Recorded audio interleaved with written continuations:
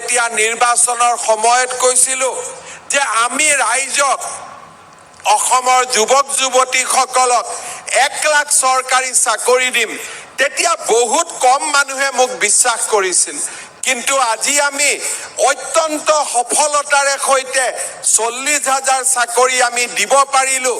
30,000 চাকৰিৰ নিযুক্তি অহা 60 দিনৰ ভিতৰত আমি সমাপ্ত কৰিম আৰু নতুনকৈ 30,000 চাকৰিৰ বিজ্ঞাপন আমি মাৰ্চ মাহৰ আগতে আমি মুকলি কৰি দিম।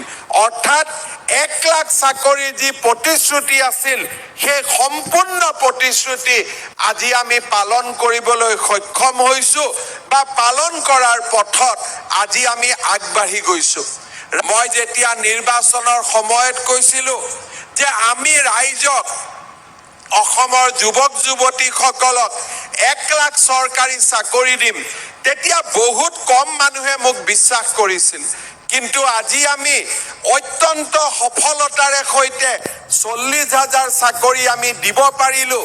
30,000 চাকৰিৰ নিযুক্তি অহা 60 দিনৰ ভিতৰত আমি সমাপ্ত কৰিম আৰু নতুনকৈ 30,000 চাকৰিৰ বিজ্ঞাপন আমি মাৰ্চ মাহৰ আগতে আমি মুকলি কৰি দিম।